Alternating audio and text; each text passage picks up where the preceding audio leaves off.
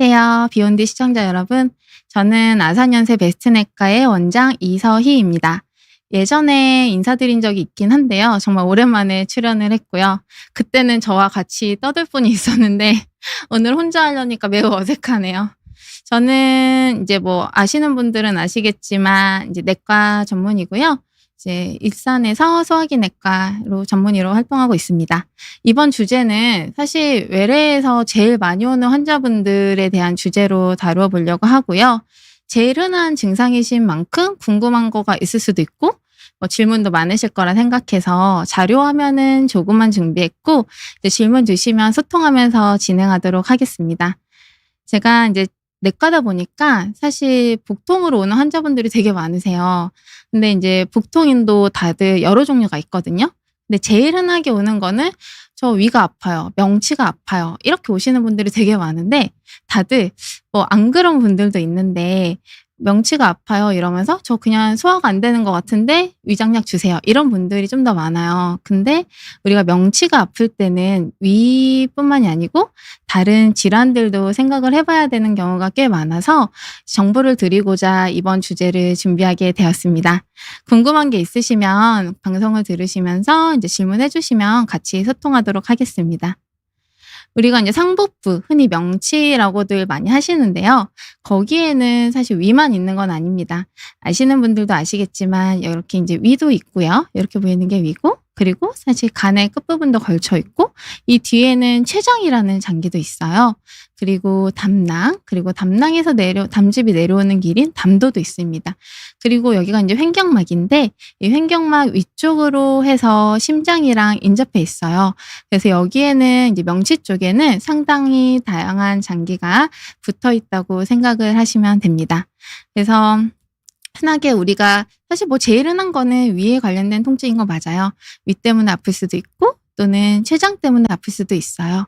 그리고 담낭, 담도, 그리고 심장도 사실은 아프다고 그럴 수 있어요. 네. 네. 김지연님께서 질문을 주셨는데 배가 아프면 체했다 그러고 아래쪽이 아프면 살랐다고 뭐 아랫배가 아프면 장염이라고도 말을 하죠. 통증마다 자가 진단을 할 수도 있지만 뭐 가벼운 통증은 그냥 가볍게 넘어가셔도 되는데요. 이게 지금 안녕하세요. 오영도 교수님. 네, 오영도님. 이런 통증 간단 대처법 같은 경우는 사실 어떤 질환인지에 따라서 대처하는 방식이 달라지거든요. 그래서 제가 강의를 하면서 조금씩 설명드려 보도록 하겠습니다. 그래서 우리가 배 위가 아프다. 그럼 체했다고 뭐 저 체한 것 같아요. 오는 분들이 있어요. 그래서 저도 이제 진료실에서 배를 만져보면은 명치가 좀 딱딱하게 이렇게 체한 분들은 통증이 있으면서 만져지기도 합니다. 그치만 사실 우리가 만져서 모든 장기를 만질 수 없기 때문에 그 진단이 100% 정확한 건 아니에요. 제일 흔한 명치 통증은 식도염과 위염이 흔한 거는 맞고요. 상대적으로는. 그런데 이 통증이 공복 시 너무 심하거나 아니면 식후에 너무 심하게 반복이 되면 우리가 궤양 질환도 생각을 해봐야 합니다. 뭐 잠깐 위장약 먹고 좋아졌다가 또 안 먹으면 또 나빠졌다가 이럴 경우에는 단순 위염이 아닐 가능성이 있기 때문에 진료를 꼭 받으시는 게 필요하고요. 우리가 뭐 위암이라고 사실 특별한 증상이 있는 건 아니에요. 흔히 말하는 뭐 체중 감소? 이거는 위암이 막 진행해서 뭐 3기, 4기 넘어가야 그때 생기고요. 조기 위암은 위궤양이나 뭐 초기에는 위염 증상처럼도 나타나기도 합니다. 네, 질문이 하나 주셨는데요. 만 4세 6세 어린이 아무 이유 없이 배가 아픈데 또 얼마 있으면 괜찮다고 합니다. 변이가 있지. 자, 위보다는 만약에 윗배가 아픈 게 아니고 저도 사실 소아 애들도 보는데요. 배가 아프다고 오는 애들이 상당히 많아요. 근데 이럴 경우에는 애들은 이제 그러니까 가스가 차도 복통이 있는 경우가 많고요. 또는 이제 대변, 숙변이 차면서도 배가 아픈 경우가 상당히 많더라고요. 만약에 배 아픈 게 계속 반복이 되면 이제 사실 뭐 어린애들은 내시경을 안 하니까요. 거의 특별한 경우는 제외하고요. 이제 가까운 병원에서 배 엑스레이 정도는 한 번은 찍어보시는 게 좋습니다. 변이가 있지 않아도 엑스레이를 찍어보면 상당히 숙변이 있는 경우가 많기 때문이죠. 그리고 저는 일산에 있는 병원입니다. 그리고 그 다음으로 이제 넘어가 볼까요? 그래서 이제 아까 위암도 마찬가지로 이제 체중 감소가 없이 증상이 그냥 속쓰림으로만 있는 경우가 많습니다. 대상형님 질문 주셨는데요. 표지성 위염이라는 진단 받았다고 하셨는데, 이 표지성 위염은 이제 내시경 사진을 보면은 그냥 위 점막이 군데군데 좀 빨갛게, 부은 것도 아니고 그냥 빨갛게 이렇게 점막이 발적이 있는 상태를 말하는 건데요. 가장 흔한 위염이고 심각한 정도는 아닙니다. 그냥 너무 맵거나 자극적인 거, 카페인 들어간 음식들만 좀 피해 주시면 될 것 같아요. 그리고 이거는 제가 이제 제 있는 병원에서 한 내시경 사진인데요. 이분 같은 경우에는 두 분 다 이제 속이 많이 아파서 오셨어요. 근데 다른 데서 위장약을 먹었는데 먹을 땐 잠깐 또 괜찮대요. 근데 또 아프고 또 아프고 계속 반복이 돼서 왔는데, 이 사진을 보시면 이런 식으로 이렇게 점막이 많이 파여 있죠. 이게 이제 우리가 위궤양이 나타나는 거고요. 여기도 보이실지 모르겠지만 빨간 반점과 하얗게 된 거는 살이 파인 거거든요. 좀 아파 보이죠? 이런 식으로 이제 위궤양들 소견이 있는 분들이 있습니다. 이거는 내시경 없이는 진단이 불가능하고, 위궤양일 경우에는 드물게 위암으로 진행할 수가 있어요. 그래서 너무 통증이 오랜 기간 지속이 된다면 검사는 꼭 받아보시는 게 좋습니다. 그리고 또 한 가지 드리고 싶은 말씀은, 이거는 십이지장 궤양 환자 사진인데요. 이분 같은 두 분 다 되게 심각한 건데, 이 정도면 대변색도 까매지고요. 여기서 여기까지 살이 다 파인 거라고 생각하시면 됩니다. 여기도 마찬가지로 살이 이렇게 파여서 이제 하얗게 이제 속살이 보이는 거라고 쉽게 생각하시면 될 것 같아요. 그리고 이거 같은 경우는 사실은 이제 제가 환자가 너무 아프다고 해서 금식이 제대로 안 됐는데 당일로 내시경을 제가 해드린 건데, 나이가 되게 젊어요. 42세 여잔데 너무 아파 죽겠대요. 한 2달 정도 버텼는데 못 버티겠다고 급하게 왔어요. 그래서 너무 아프다고 해서 내시경에 음식물이 조금 있어도 그냥 한 6시간은 금식했으니까 해볼게요 했는데, 요렇게 큰 혹이 있었어요. 어떻게 보면 위궤양처럼 보이는데, 이 환자는 이제 젊은 나이인데 위암을 진단받은 환자분입니다. 그래서 나이가 젊다고 나 병 없어라고 생각하시면 안 되고, 꼭 이제 통증이 지속될 때는 검사를 받으시면 좋을 것 같아서 준비해 놓은 자료입니다. 이것도 이제 나이가 사실 젊죠. 32세. 이렇게 젊은 사람들이 암이 많은지 모르겠는데, 이거 같은 경우는 사실은 이제 뭐 잘 안 보일 수도 있는데, 이런 식으로 살이 조금씩 파이면서 위점막이 파이면서 울긋불긋하게 보였는데, 여기서 조직 검사를 했더니 위암이 나온 환자분이에요. 이분은 그래도 나름 조기 위암이라서 지금 이제 잘 다니고 있으세요, 다시. 그리고 이제 이렇게 이제 위가 여러 가지 케이스들이 있을 수 있고, 단순히 아프다고 해서 염증이다라는 게 아니라는 걸 설명을 드리고 싶어서 준비한 자료들이고요. 두 번째 같은 경우에는 우리가 명치에 췌장도 있다고 말씀을 드렸잖아요. 그래서 췌장 때문에도 통증을 느끼는 경우가 있어요. 물론 췌장염, 급성췌장염은 보통은 잠시만요. 질문이 하나 들어와서요. 하나 보고 갈게요. 40대 중반 여성이고 배가 가끔 화끈거리고 내시경 했는데 표지성 위염이 있고 수시로 배가 아프고 가스 차고 묽은 변도 보고 기름진 것을 먹어도 그렇고 느끼해도 그렇고 매워도 그렇고 속이 불편하다. 가스가 차서 깬 적이 많다고 돼 있으시네요. 우리가 가스가 차는 이유는 되게 여러 가지예요. 그러니까 장 자체가 좀 약해지면서 장 운동이 제대로 안 돼서 차는 경우도 있고요. 장내 세균 밸런스가 깨지면서 좀 안 좋은 유산균들이 살면서 그렇게 가스가 차는 경우도 있어요. 또는 진짜 뭐 정말 너무 건강한데 예를 들어서 너무 스트레스가 심한다든지 뭐 이런 식으로 되면은 이제 위랑 장은 되게 예민한 장기거든요. 그래서 검사를 했는데 이상이 없는데도 계속 아픈 분들도 있는 거는 맞아요. 만약에 뭐 느끼하고 기름진 거 먹고 이제 기분이 안 좋을 때도 속이 불편하고 이렇다면은 사실은 내가 뭘 먹었을 때 내 몸에서 거부 반응을 일으키는 음식들이 있는 분들이 있거든요. 물어보면 그런 음식들은 당분간 피해 주시고 뭐 우유, 유제품 그리고 뭐 카페인 성분도 마찬가지고요. 이제 보통 가스 차고 이런 관련된 음식들을 조금 피해 주시는 게 좋습니다. 유산균 같은 경우 혹시 먹고 계신다면 그게 안 맞아서 그러는 경우도 있어서 바꿔보는 것도 추천드리고요.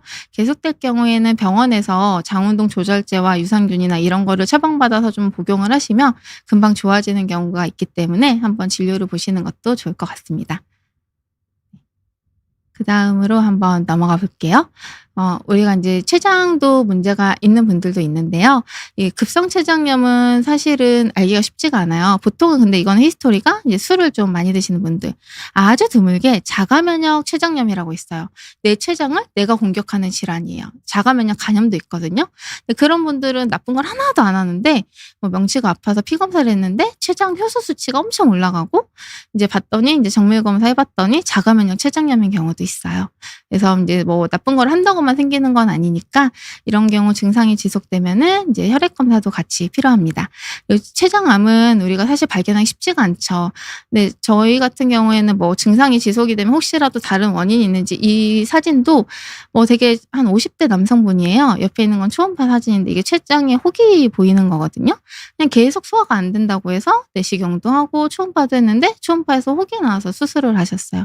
그러니까 뭐 검사는 사실 엄청 자주 할 필요는 없지만 증상이 지속이 될 경우에는 이제 검사들을 중간중간 하면서 뭐 내가 위 했는데 멀쩡해 이게 아니고 사실 위 같은 경우도 다른 데서 6개월 전에 내시경을 했는데 저희한테 와서 했는데 위암인 경우도 있었거든요. 뭐 그런 경우도 있으니까 너무 오랫동안 지속이 되면 좀 꾸준한 검사는 받으시는 걸 추천해 드립니다. 그리고 세 번째는요. 우리가 아까 붙어있는 장기가 위도 있고 췌장도 있고 담낭과 담도도 있다고 말씀드렸잖아요. 그 담낭과 담도 때문에도 속이 안 좋으실 수 있어요. 이게 우리가 흔히 담석이라는 거 들어보셨을 거예요. 아마도 이제 많이들 흔하게 알고 계신 질환인데 우리가 담석이라는 거는 초음파로 봤을 때 이렇게 담낭에 돌이 이렇게 땡글땡글 들어있는 거예요. 이분은 엄청 돌이 많이 들어있는 건데 이게 원래 이제 흔하게는 막 쥐어짜요라고 이제 알려져 있잖아요. 근데 그거는 증상이 이미 오래 지나서 이제 급성으로 생기는 경우가 많고요. 뭐 물론 쥐어짜는 게 감별 진단하는 제일 흔한 증상입니다. 근데 위경련도 쥐어짤 수는 있고요. 근데 또는 소화불량만으로도 나타나요.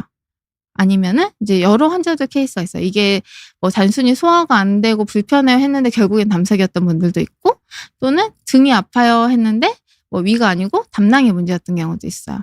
간혹가다 우리가 담낭은요 오른쪽 윗배에 있거든요. 그래서 원래 얘 문제가 있으면 오른쪽이 아파야 돼요.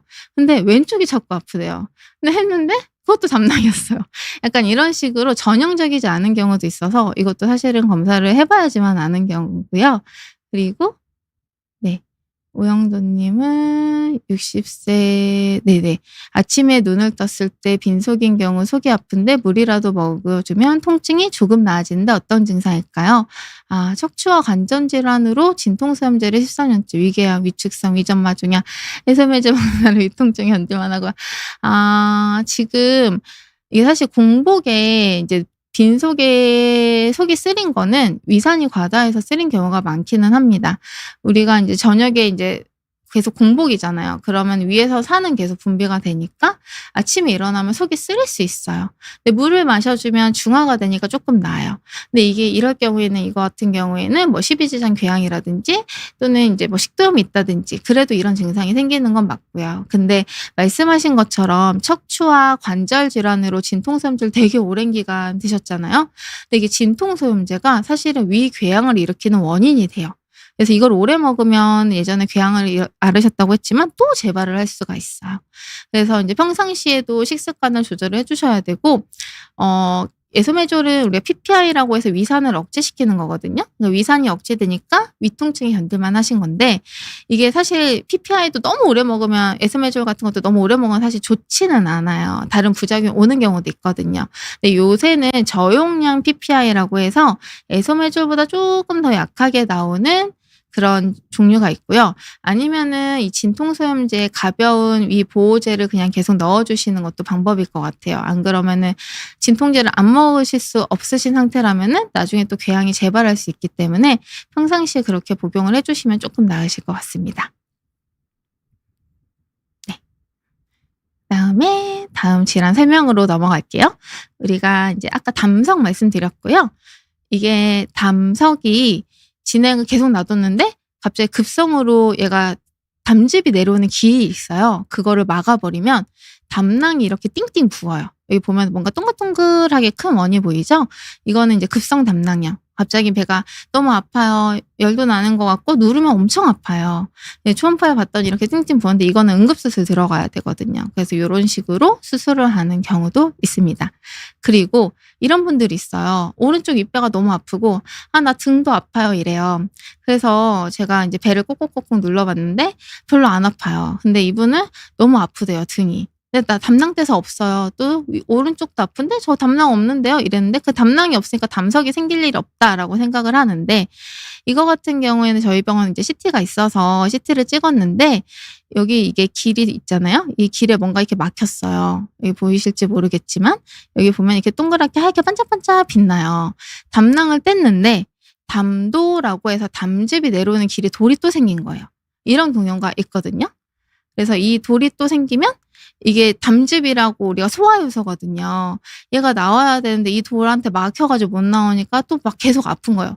뭘 먹으면 또 아프고 근데 또 다른 데 병원에서 검사 다 해 봤는데 아무것도 없다 그러고 예 이것도 나중에 결국에는 문제를 일으켜서 인제 위험해질 수가 있거든요. 그래도 이분은 아직 급성으로 염증까지는 안 가서 이 돌을 빼는 시술을 하신 분입니다. 이런 식으로 나는 담낭 떼서 담낭 때문에 뭐 소화가 안 될 일은 없어요. 뭐 그것 때문에 아플 일은 없어요라고 하지 마시고 담낭을 뗐는데도 계속 아프면 다른 문제가 있을 수 있으니 검사를 좀 해 보시는 게 좋겠다라고 인제 말씀을 드리는 겁니다. 그리고 이거는 인제 네 번째인데요. 사실 이게 "배가 아파요? 소화가 안 돼요." 또는 인제 "소화가 안 돼요."라고 하는데 보통 심장을 잘 생각하지는 않아요. 근데 이게 심장 질환인 분들도 있어요. 예를 들어서 네. 질문 하나만 받고 갈게요. 지금 다른 분께서 질문을 주고 있으신데요. 아직 안 올라왔네요.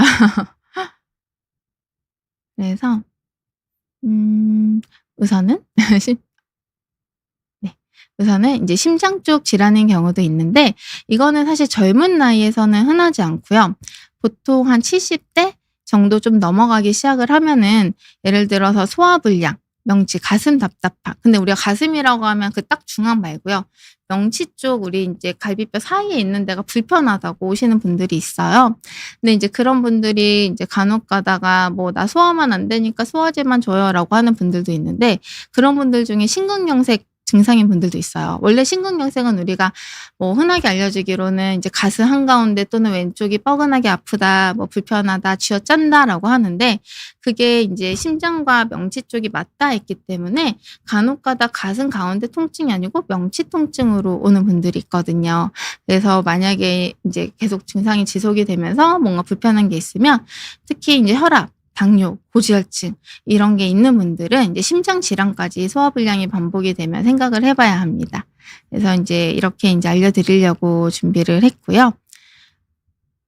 그 외에도 사실은 우리가 명치가 아픈 질환들은 되게 여러 가지가 있죠.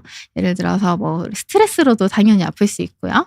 검사 진짜 다 해 봤어요. 뭐 내시경도 하고 초음파도 해 보고 뭐 CT도 찍어 봤는데 아무것도 없어요. 그러면은 그냥 뭐 기능성 소화불량증 또는 인제 자세 때문에도 뭐 근육이 뭉치면서도 그런 증상이 생길 수도 있습니다. 그래서 이제 제가 준비한 거는 이 정돈데요. 혹시 인제 들으시던 시청자분들 궁금하신 거 있으시면은 답변을 해 드리도록 하겠습니다. 네. 30대 남성이시고 2년 전에 카페인 쇼크 이후에 계속 소화불량이 있었는데 최근 들어 너무 심해져서 내시경을 했고 왼쪽 오른쪽 복부 통증, 식후 두통이 너무 심하고 혈액순환이 잘 안 된다. 후두부 두통, 정수리에 가끔 무르는 듯한 통증, 그리고 하루 종일 후두부 통증과 날개 쪽지 쪽에 결린 느낌, 시린 느낌. 팔도 힘이 빠진다. 이 증상이 인제 소화불량만 있는 게 아니고 되게 여러 가지로 인제 한꺼번에 복합적으로 나타나셨는데요. 사실 이렇게 될 경우에는 접근해야 될 게 되게 많아요. 먼저 사실 히스토리 상으로는 이제 뭔가 이제 평상시에 하시는 게 있는지 예를 들어서 뭐 술을 하는지 담배를 하는지 이런 것도 체크를 해 봐야 되고요. 내가 정말 나쁜 거 하나도 안 하는데 계속 인제 소화불량이 있고 오른쪽 왼쪽 다 인제 상복부 쪽으로 아프신 거잖아요. 이거 같은 경우에는 아까 말씀드린 것처럼 위에 관련된 통증인 경우도 있지만 뭐 걸을 때 실신감이 너무 커서 위에 관련된 게 통증이 또 있지만 뭐 인제 췌장이나 뭐 이런 관련된 증상일 수도 있어요. 그래서 인제 내시경뿐만 아니고 인제 근처에서 뭐 혈액 검사나 초음파 같은 경우도 한번 안 받아 보셨다면 이 효소 수치 같은 것도 받아 보는 걸 권해 드리고요.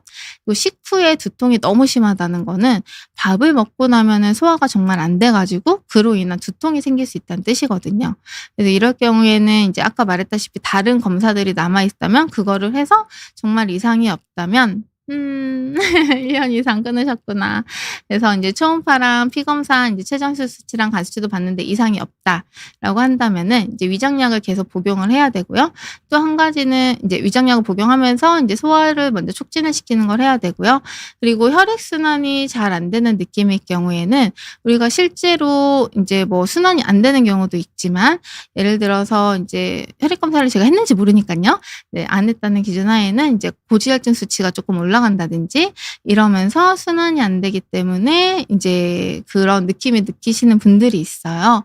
이제 시린 느낌도 마찬가지인 경우가 있고요.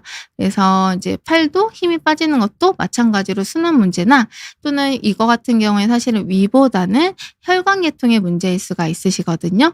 그래서 인제 실신감이 너무 커져서 걷기 운동도 못할 정도면 사실은 이거는 추가적인 혈액 검사와 혈관 쪽을 검사를 해 보시는 게 쪼끔 더 좋을 것 같아요.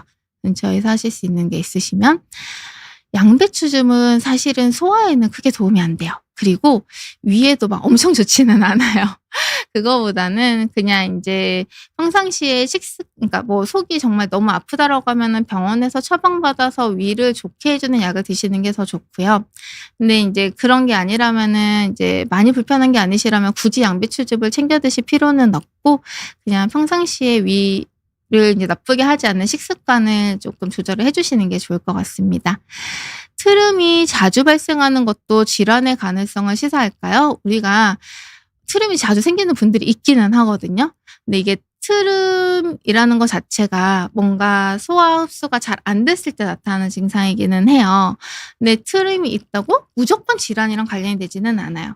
근데 만약에 인제 소화 흡수가 잘 안 되면서 생기는 거기 때문에 위장약을 복용을 해 보시고 그래도 계속 많이 생긴다면은 혹시 뭐 그냥 위장 운동을 방해하는 무언가가 있는지를 한번 체크를 해 보시면 좋을 것 같습니다.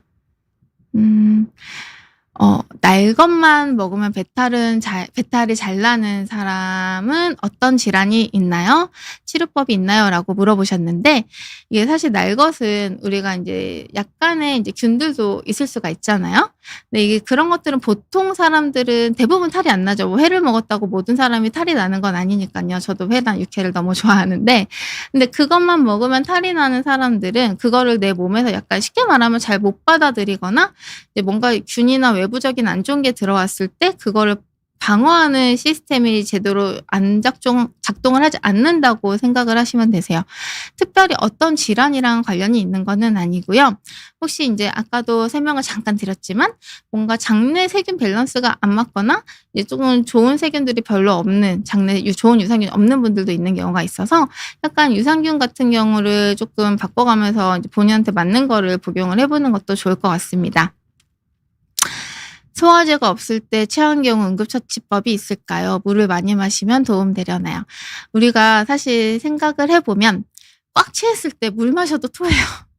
그래서 뭐 이게 물을 마셔도 토하지 않을 것 같으면 물을 드셔도 상관은 없는데 만약에 소화제가 없을 때 체할 경우는 사실은 이제 음식물이 꽉 얹힌 거잖아요. 위를 움직여 줘야 돼요. 그래서 좀 움직이시는 게 제일 좋아요. 뭔가 인제 소화를 쪼끔 시키려면 그게 제일 좋을 것 같습니다. 뭔가 계속 드시면 오히려 토하실 수가 있어요. 아까 질문 주셨던 거의 연속 질문인데요. 혈관 검사과 하려면 무슨 과를 가야 하나요? 심장 초음파 같은 걸 받아 봐야 하나요? 우선은 기본적으로 만약에 뇌혈관 쪽은 우리가 이제 신경과라는 데에서 보고요. 심장 쪽은 심장에서 피를 펌프질 하는 거기 때문에 심장 기능에 이상이 의심이 될 경우 보통은 합니다. 이제 보통 개인 내과에서 경동맥이나 심장 초음파를 해서 혈관 상태를 가볍게는 볼 수는 있고요. 만약에 정밀 검사가 필요하다고 생각하면 그때는 이제 상급기관으로 해서 뭐 CT가 있으면 머리 혈관 CT 같은 거 뭐 근처 개인 병원에서 찍을 수 있으면 찍으셔도 되고요. 아니면 근처에서 추가적인 혈액 검사나 이런 걸 한 다음에 상급기관으로 의뢰를 해 드릴 수도 있을 것 같습니다. 네. 그다음에 이창님께서 유산균 말씀하셨는데 유산균 보면 막 숫자 차이도 있고 이름 차이도 있던데 이게 사실은 다 만들기 나름이거든요. 저도 인제 요새 유산균이 너무 많이 나오니까 헷갈려요. 헷갈리는데 이게 뭐 딱히 어떤 유산균이라고 딱 좋다라고 정해져 있는 가이드는 없어요. 네. 이게 사실 병원에서 물론 보험은 안 돼요. 처방을 할 수 있는 급성장염이나 뭐 이런 처방을 할 수 있는 유산균들이 몇 가지가 있거든요. 이제 그런 것들이 장내 세균 밸런스를 잡는 데는 사실은 조금 더 좋은 것 같더라고요. 그래서 개별적으로 그리고 유산균도 말씀드렸다시피 어떤 분은 어떤 유산균을 먹으면 설사하고 어떤 분은 어떤 유산균을 먹으면 변비가 생기고 사람들마다 맞는 게 조금씩 다르시더라고요. 그래서 이제 그거는 이제 먹어보고 본인한테 맞는 거를 드시는 걸 추천을 드리고 아니면 가까운 내과나 이런 데 가셔서 이제 배가 자주 아프거나 가스가 차거나 이런 분들은 진료를 보실 때 한번 이제 유산균 관련된 것도 말씀을 해보시면 좋을 것 같습니다. 그리고 뭐 이제 저도 자주는 안 하는데 장내 미세먼 검사라는 거 있어요. 예, 대변 이게 약간 하듯이 이제 검사를 하는 건데 장내 내장에 유산균이 어떤 밸런스로 살고 있는지 보는 거거든요. 그거에 따라서 유산균을 결정할 수도 있습니다. 그리고 박수정님께서 명치나 상복부가 자주 아프고 소화불량 같은 증상이 반복되는데 병원에 가면 기능성 소화불량 얘기만 들어요. 그런데 증상이 계속되니까 괜히 큰 병을 놓치고 있는 건 아닌가 불안하네요. 내시경 외에 꼭 받아야 할 다른 검사가 있을까요? 라고 말씀을 주셨습니다. 제가 아까 이제 강의를 살짝 그냥 가볍게 하면서 설명을 드렸었는데 우리가 이제 명치 쪽에는 위도 있고 췌장도 있고 그리고 담낭도 있고 그리고 담도라는 것도 있어요. 그래서 실제로 뭐 위를 검사를 했는데 위는 생각보다 멀쩡해요. 근데 아까 이제 말씀드린 것처럼 뭐 이제 우리가 담석도 그냥 소화불량으로 나타나는 분들이 있거든요. 돌이 있는데 쥐어짜지 않고 그래서 이제 담석인 분들도 있고요. 또는 이런 CT를 찍었는데 담도에 돌이 박혀 있는 분들도 있어요. 이런 거는 사실은 CT 찍기 전까지는 사실 잘 몰라요. 그래서 이제 담도 결석인 분들도 있고 그리고 뭐 실제로 제가 아까도 설명드렸다시피 췌장에 혹이 생긴 분들도 있었어요. 근데 이런 것들은 검사를 해봐야지 알기 때문에 만약에 나는 내시경만 했다라고 하면은 뭐 간단한 피 검사로 췌장 효소 수치나 아니면 이제 근처에서 초음파를 안 해봤으면 초음파 정도는 해보시는 게 좋습니다. 물론 정말 내가 검사를 다 했는데 너무 깨끗해요라고 한다면 진짜 막 스트레스가 너무 심하다든지 또는 이제 뭐 그런 이유로도 계속 되시는 분들이 있어요. 근데 그런 분들은 약을 조절하면 좋아집니다. 그리고 황족정글님은 대변을 하루에 적으면 2-3번, 많으면 5번까지 보는 친구가 있습니다. 물론 매우 많은 양을 보는 건 아닌데요. 자주 봅니다. 장에 문제가 있는 건 아닐까요?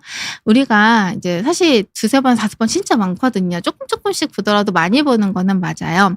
근데 이거가 이제 보통은 우리가 검사 없이 이렇게 많이 대변을 본다는 거는 우리가 과민성 장증후군이라고 말은 해요. 검사를 안 했을 경우에 뭔지 모르니까. 과민성 장증후군에 변비 타입이 있고 설사 타입이 있거든요. 약간 이제 설사인지 아닌지는 모르겠지만 묽은변이거나 뭐 설사이거나 뭐 이런 경우에는 이제 과민성 대장증후군으로 분류가 되는데요. 장이 되게 예민한 분들은 뭘 먹으면은 바로 신호가 오면서 화장실을 가서 이제 설사를 하거나 변을 봐요. 근데 이런 게 이제 익숙해져서 불편하지 않으신 분들은 그냥 그대로 사시는 분들도 있고요. 불편하면 이거는 사실 이제 약으로 조절이 돼요. 그래서 이제 약으로 조절을 하면서 이제 증상을 개선시키는 방법도 있어요. 물론 간혹 가다가 과민성이 아니고 예를 들어서 장 운동이 활발해지는 병이 있어요. 예를 들어 갑상선 기능 이상. 갑상선에 문제가 있으면 장 운동이 활발해져요. 또는 아까도 말씀드렸다시피 장에 있는 세균 밸런스가 깨져도 이렇게 변을 자주 보는 경우가 있어요. 그리고 아주 드물게는 염증성 장 질환. 뭐 보통 이거는 혈변을 보는데요. 혈변 없이도 설사하거나 변을 자주 보는 경우도 있어요. 그런 경우도 있다라고만 아시면 될 것 같습니다. 그리고 호주노 가다꾸님, 더부룩한 느낌이 해소가 안 되고 하루 종일 갈 때가 종종 있는데 이런 경우엔 어떤 원인을 의심해 볼 수 있을까요? 통증은 아니라 뭔가 불편한 답답한 느낌이에요. 라고 하셨는데 더부룩한 느낌이 이제 계속이 된다라는 거는 이제 보통은 명치 쪽에서 이제 더부룩한 느낌이 지속이 된다는 말씀이신 것 같아요. 우리가 소화가 안 됐을 경우 보통 소화가 안 되고 더부룩한 느낌이라고 보통 말을 하기는 하고요. 근데 이제 더부룩한 느낌은 사람마다 정도가 다르거든요. 밥을 먹고 더부룩한 건지 아니면은 그냥 밥을 아무것도 안 먹었는데도 계속 뭔가 가스가 차면서 더부룩한 느낌인지 이제 그런 것도 사실 구분을 해줘야 되고요. 만약에 내가 밥을 먹고 뭔가 밥을 먹을 때마다 더부룩하다라고 하면은 이제 위장 운동이 좀 떨어지거나 이제 소화 흡수 소화 효소 자체가 뭔가 문제가 있으면서 흡수가 잘 안 돼 소화 자체가 좀 더뎌서 그런 분들이 있어요. 그럴 경우에는 인제 약을 먹어 보지만 이제 계속된다면 보통 이런 게 이제 간혹가다 담즙 배출이 잘 안 돼서 그런 경우가 있거든요. 아까 말씀드린 인제 뭐 담석이라든지 담낭에 문제가 있는 분들도 있기 때문에 그런 것들도 체크를 해 보면 좋을 것 같습니다. 그리고 이상진 님은 "체했을 때 가스활명수 먹는 게 효과가 있나요? 콜라나 탄산음료로도 동일한 효과를 볼 수 있을까요?"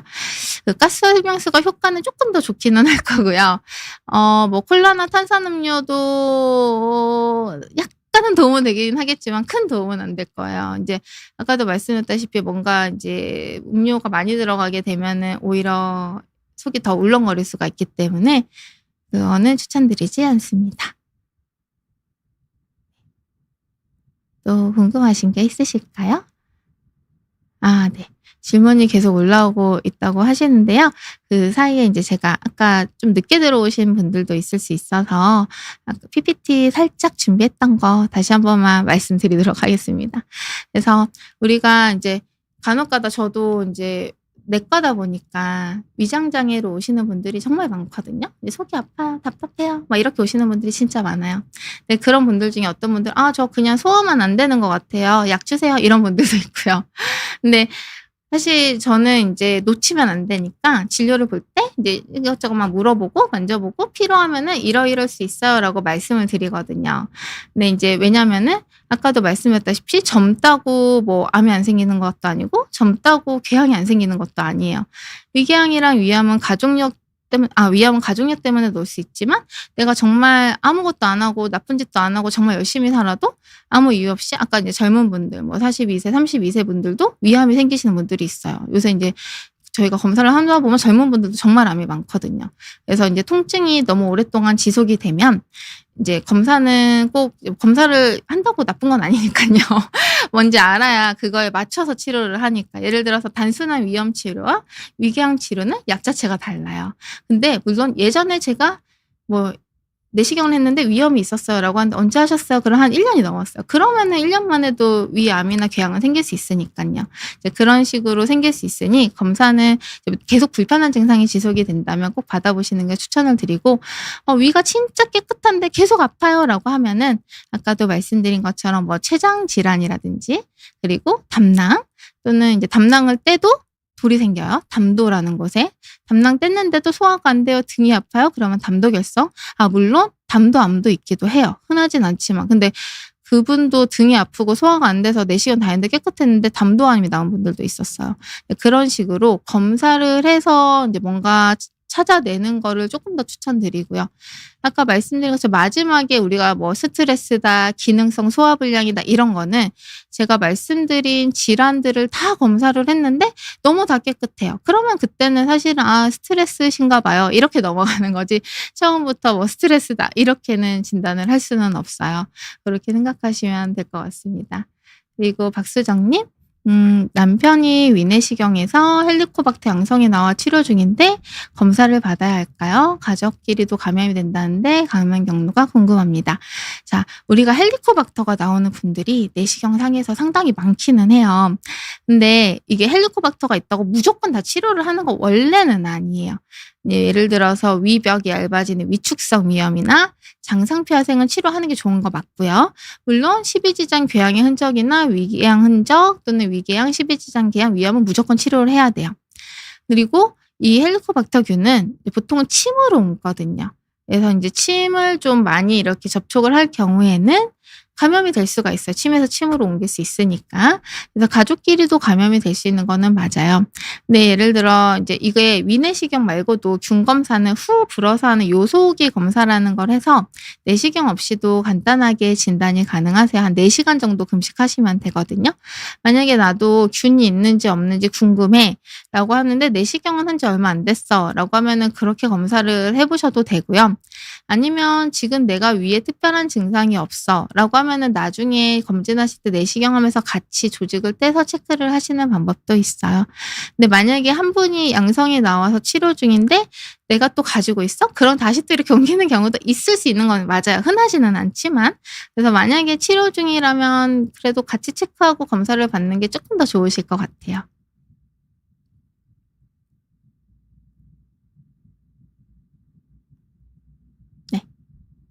그리고 김상수님, 불면증으로 인해 소화불량이 자주 발생할 수도 있을까요? 다른 문제는 없는데 자꾸 그래서 수면 부족이 원인인가 싶기도 합니다. 네. 안녕하세요. 저희가 소화불량의 원인이 아까 이제 검사를 내가 다 했는데 너무 깨끗하다라고 하면은 뭐 아까 말씀드린 스트레스도 원인이 되고요. 잠을 잘 못 자면 우리가 신체 모든 장기들의 기능이 살짝씩은 다 떨어지는 거는 맞아요. 우리가 뭐 스트레스도 만병의 근원이지만 불면증도 마찬가지입니다. 만약에 내가 너무 검사를 다 했는데 다 깨끗해. 근데 소화만 안 돼. 그러면은 이제 뭐 말씀하신 것처럼 불면증이나 뭐 스트레스 가능성도 있을 수 있어요. 그래서 그거에 대해 치료를 같이 하시는 게 좀 더 좋을 것 같습니다.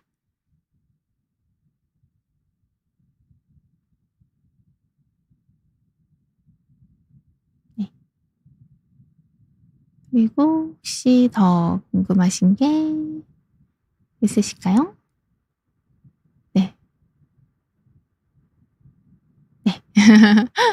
혹시 지금 이제 제가 흔하게 제일 많이 이제 소화불량을 말씀을 외래 진료를 볼 때 하셔서 그래서 소화불량에 관한 주제를 준비를 했거든요, 명치통증이랑. 혹시 궁금하신 게 좀 해결이 많이 되었으면 도움이 되었으면 좋겠습니다. 그리고 그냥 궁금하신 게 더 없으시면 이번 주제는 이대로 마치도록 하겠습니다. 시청해 주셔서 감사합니다.